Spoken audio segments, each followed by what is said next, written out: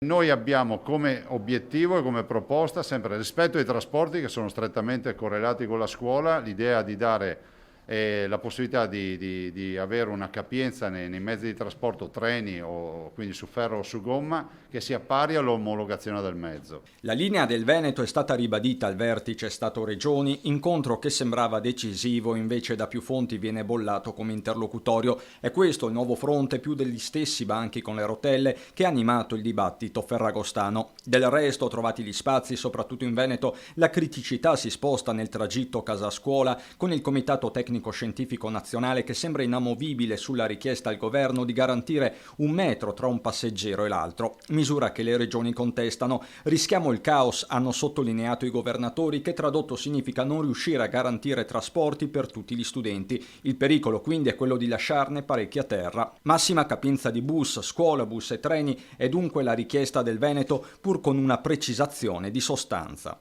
Ovviamente stare nel mezzo con la mascherina obbligatoria.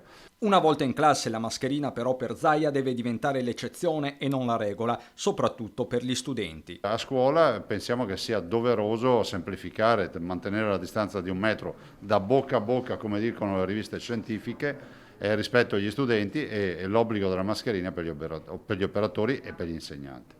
Quel mondo della scuola che in questi giorni, seppur in via volontaria, si sta sottoponendo a screening su tutto il territorio regionale, dove già sono emerse delle prime positività. Vi ricordo che abbiamo 95.000 insegnanti da testare, da operatori da testare, e voglio anche ricordare che lo stiamo facendo sia come sanità pubblica che con l'ausilio dei medici di base nel momento in cui i medici di base accettano di testare i loro pazienti che sono insegnanti. Per loro vale l'appello generale, soprattutto per chi è rientrato o sta rientrando dai paesi più colpiti come la Croazia. Oggi sappiamo che almeno il 60% delle positività provengono dai vacanzieri o provengono, fra virgolette, dall'estero. Bisogna dire ai cittadini di stare attenti, perché quando si va all'estero non bisogna far baldoria e dimenticare che a casa c'è il virus.